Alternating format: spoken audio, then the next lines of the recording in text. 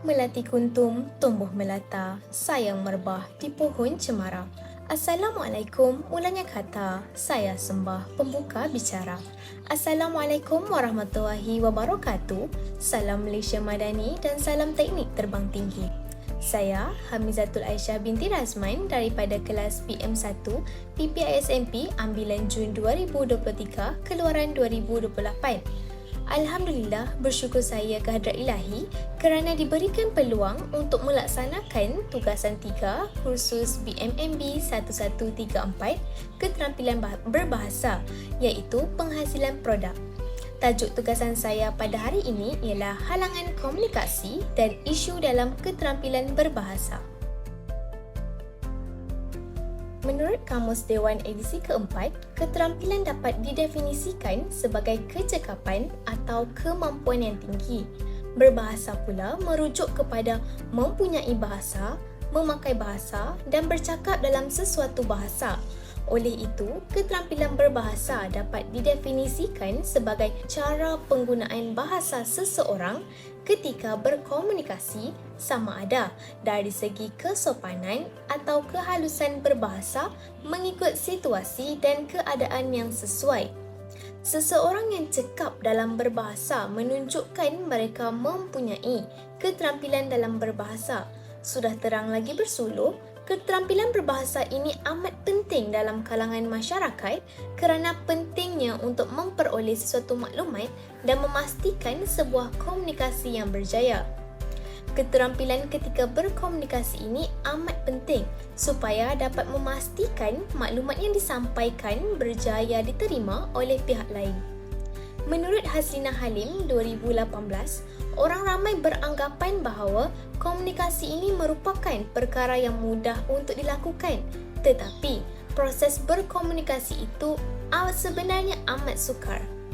Namun, terdapat halangan komunikasi dan isu dalam keterampilan berbahasa ini. Halangan ini merupakan satu masalah yang menyebabkan sesuatu perkara itu tidak dapat dicapai. Blanford 2004 juga menyatakan antara halangan dalam pengucapan awam adalah masalah penerimaan mesej yang tidak sampai ke kelompok sasarannya. Pada masa kini, masih terdapat golongan masyarakat yang masih tidak mampu untuk berkomunikasi secara berketerampilan. Hal ini disebabkan oleh beberapa halangan yang dihadapi seperti maklum balas, komunikasi sehala, gangguan saraf penerima, penyampaian melalui saluran kedua, gangguan emosi dan juga gangguan luaran. Maklum balas merupakan tindak balas penerima terhadap pesanan yang telah diterima. Dengan erti kata lain, tindakan penerima untuk merespon terhadap mesej yang telah disampaikan oleh seseorang. Dalam hal ini, maklum balas positif menunjukkan penerima memberikan respon yang baik terhadap sesuatu perkara yang telah diterima. Hal ini menandakan maklumat yang disampaikan dengan penyampaian yang jelas dan dapat difahami oleh penerima. Namun, sekiranya maklum balas yang diberikan menunjukkan maklum balas negatif, maka maklumat yang kita berikan tidak diterima dan disampaikan dengan baik kepada penerima. Hal ini disebabkan oleh gangguan persekitaran dan juga penyampaian yang tidak berkesan telah digunakan oleh pengirim.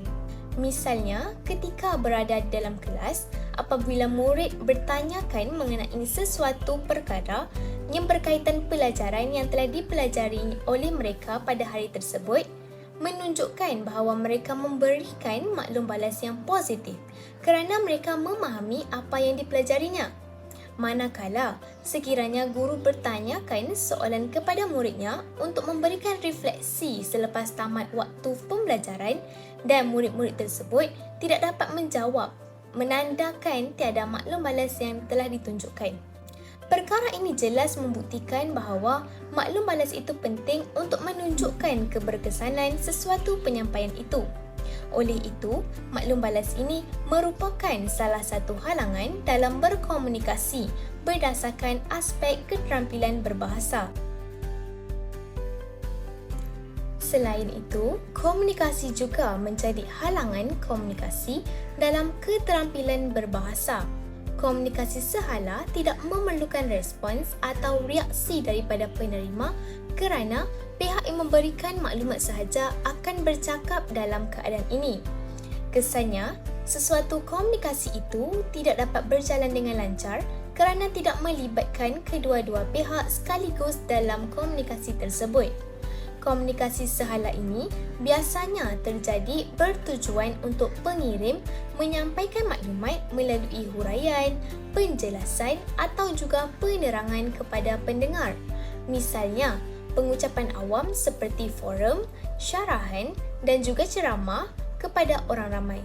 Dalam hal ini, penyampai tersebut hanya akan memberikan fakta atau maklumat yang ingin disampaikan sahaja tanpa memerlukan maklum balas pihak lain.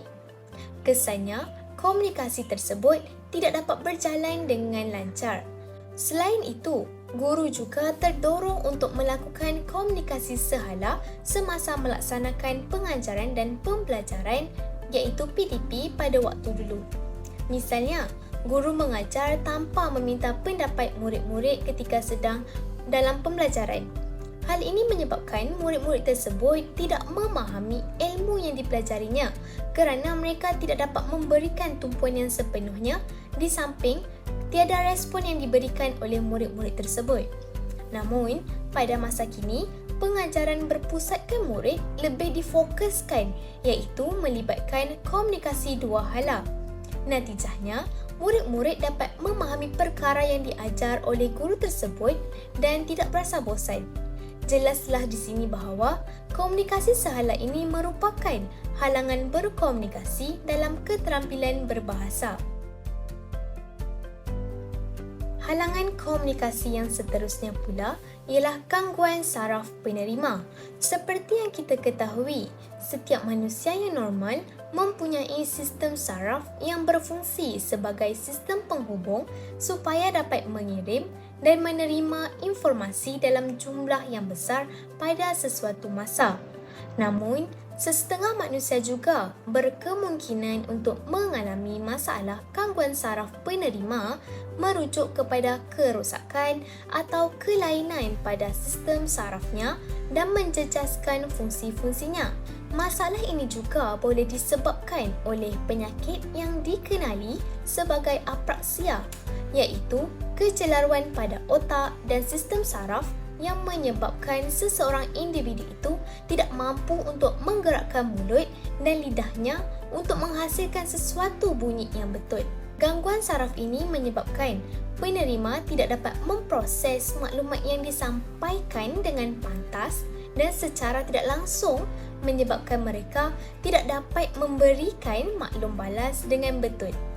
Hal ini menyebabkan sesuatu komunikasi itu tidak dapat berjalan dengan lancar kerana penerima yang mengalami masalah dalam memberikan respon.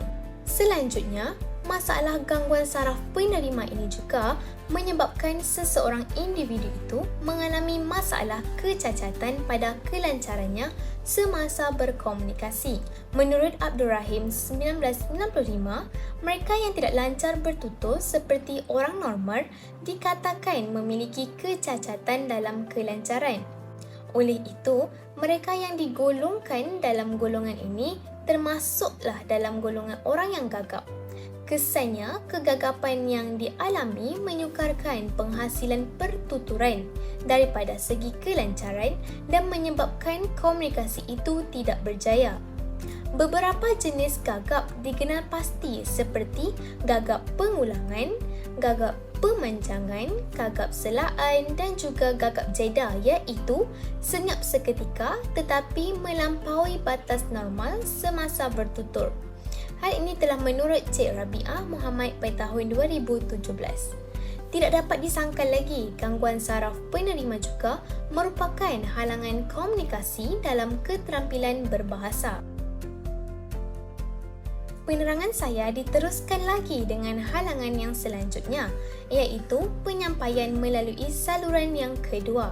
Jadi, apakah yang dimaksudkan dengan penyampaian melalui saluran kedua ini? Penyampaian ini merujuk kepada penyampaian maklumat daripada suatu pihak kepada pihak yang lain melalui beberapa pihak lagi.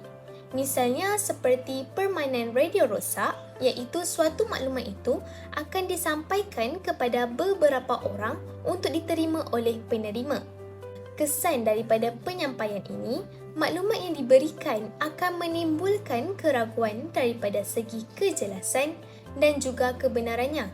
Hal ini kerana beberapa rintangan perlu dilalui terlebih dahulu sebelum maklumat itu berjaya sampai kepada penerima yang diinginkan oleh pengirim. Perkara ini telah menyebabkan sesuatu komunikasi itu tidak berjaya kerana kemungkinan berlakunya tokok tambah mesej yang hendak disampaikan dan tidak menepati dengan maklumat yang hendak disampaikan oleh pengirim. Misalnya, pengirim menyatakan untuk menyiapkan tugasan pada hari ini kerana akan dikutip pada besok hari. Namun, apabila melalui saluran kedua, maklumat itu boleh bertukar seperti tugasan itu boleh disiapkan pada hari esok. Perkara ini boleh terjadi kerana saluran yang dilalui itu tidak memberikan tumpuan kepada maklumat yang disampaikan. Dan perkara ini telah menyebabkan salah faham pada si penerima. Di samping itu, penyampaian daripada mulut ke mulut juga menunjukkan contoh sesuatu komunikasi melalui saluran kedua ini.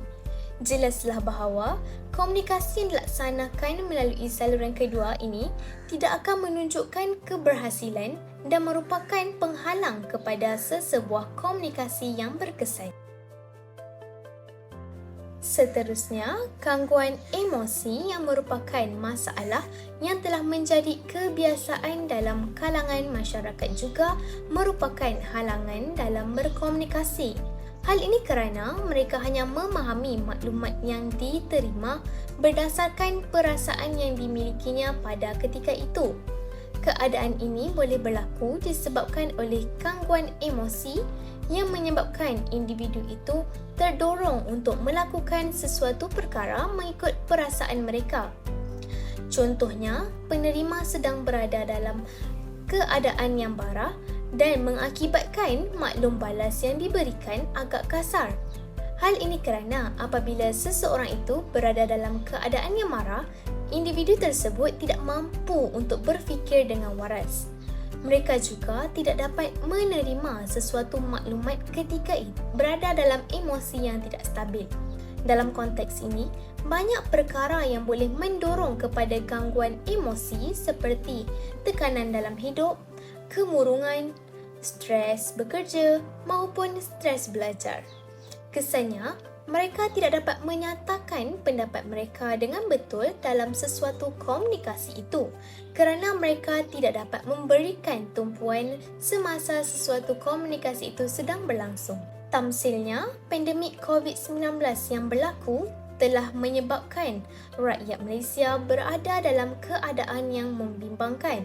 Hal ini kerana PKP iaitu Perintah Kawalan Pergerakan yang telah dijalankan oleh kerajaan bagi mengekang virus tersebut telah menyebabkan kadar kemurungan dalam negara telah meningkat.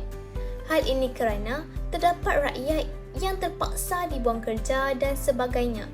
Kesannya, selepas negara kembali pulih, terdapat ramai individu yang mengalami masalah dalam berkomunikasi dengan berkesan kerana emosi mereka terganggu. Hal ini kerana mereka telah lama tidak berinteraksi dengan individu lain selama tempoh waktu Perintah Kawalan Pergerakan tersebut berlangsung. Dapat dilihat di sini, gangguan emosi ini juga berkait rapat dengan kesihatan mental seseorang.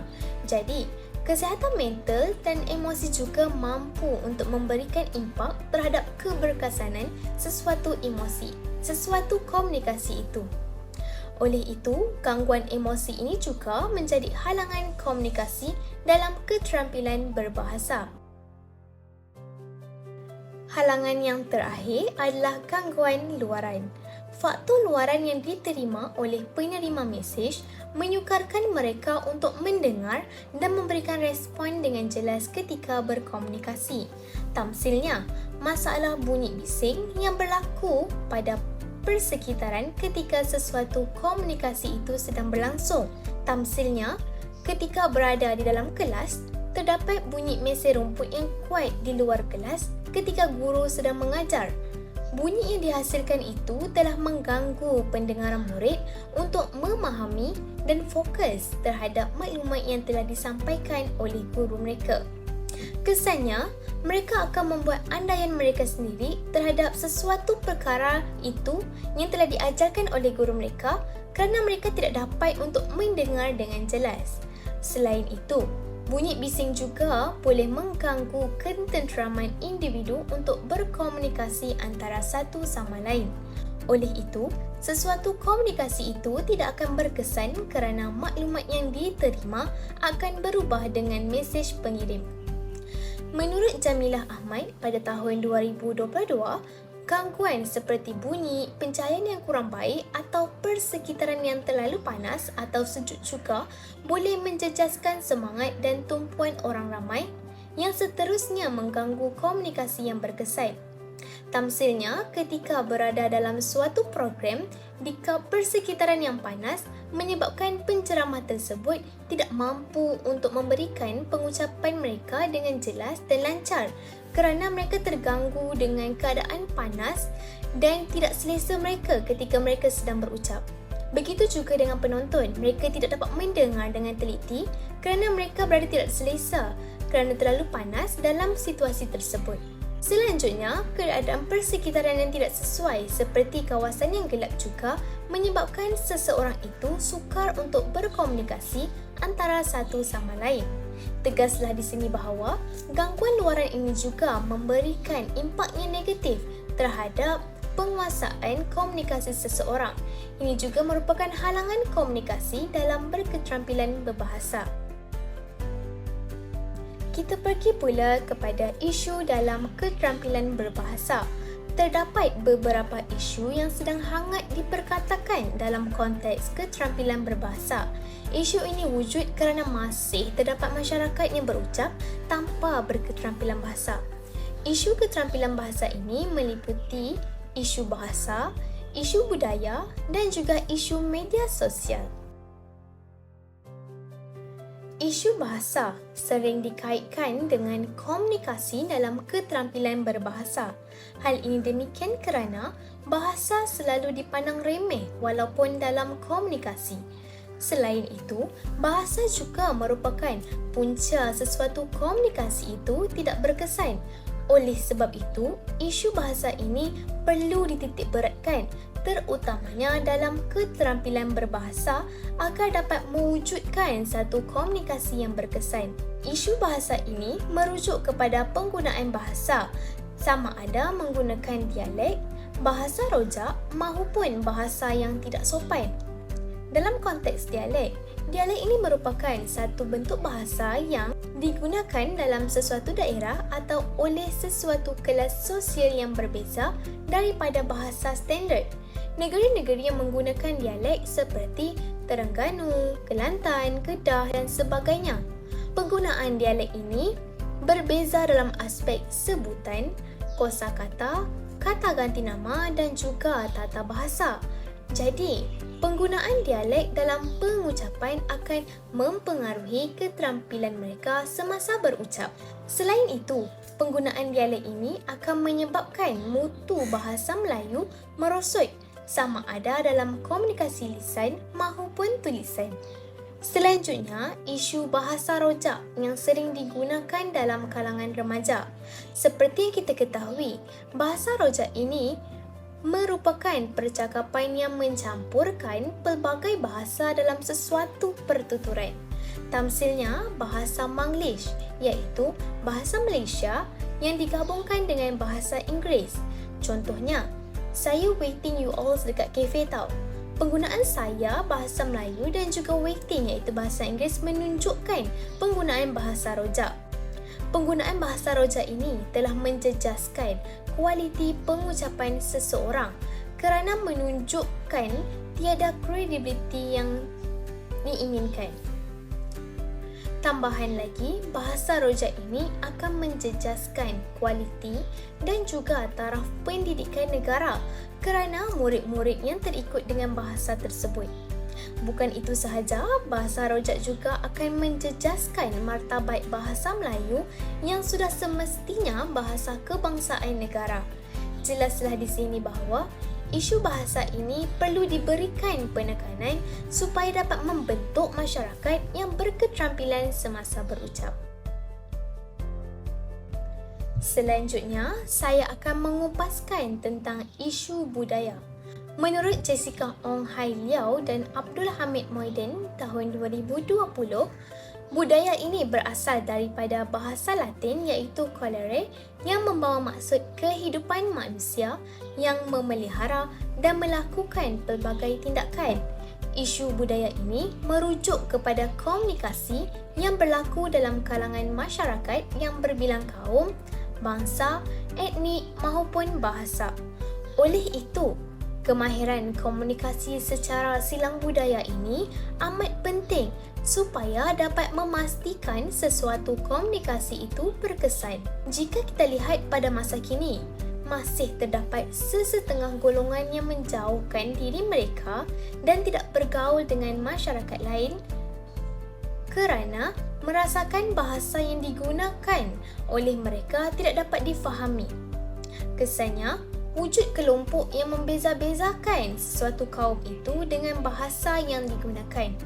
Akibatnya, perkara ini akan menimbulkan kesalahfahaman antara satu sama lain iaitu berdasarkan kaum apabila menggunakan perkataan yang mungkin mengguruskan hati kaum lain namun bukan kepada bahasa yang digunakan oleh pengucap.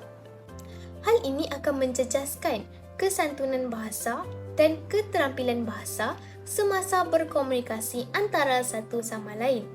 Dalam konteks ini, setiap masyarakat yang berbilang kaum haruslah saling menerima dan mempelajari bahasa kaum lain supaya dapat mengelakkan salah faham semasa sedang berinteraksi.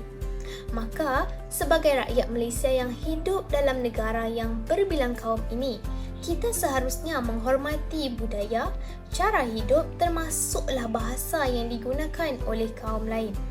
Jelaslah di sini bahawa isu budaya dalam keterampilan bahasa ini juga perlu diambil berat dalam usaha untuk mengeratkan lagi perpaduan rakyat di samping dapat memupuk keterampilan bahasa dalam diri setiap individu. Akhir sekali, isu dalam keterampilan berbahasa yang saya akan terangkan ialah isu media sosial. Dalam era yang serba canggih ini, penggunaan teknologi memang tidak dapat dinafikan lagi kebaikannya dalam kehidupan seharian setiap masyarakat. Namun, penggunaannya yang tidak berhemah sudah pasti akan membawa kesan yang negatif terhadap diri sendiri dan juga masyarakat. Dalam konteks ini, media sosial merupakan satu platform untuk setiap individu meluahkan perasaan mereka melalui muat naik yang dilakukan di aplikasi-aplikasi tertentu. Misalnya, Facebook, Instagram, TikTok, Twitter dan sebagainya. Namun, muat naik yang kebiasaannya dilakukan menggunakan bahasa-bahasa yang menunjukkan ketidaksopanan dan tidak santun dalam kata-kata yang telah digunakan. Hal ini kerana sesetengah ucapan yang dimuat naik berdasarkan emosi mereka pada ketika itu dan ayat yang digunakan mengandungi bahasa-bahasa yang tidak sopan dan juga kata-kata kesat.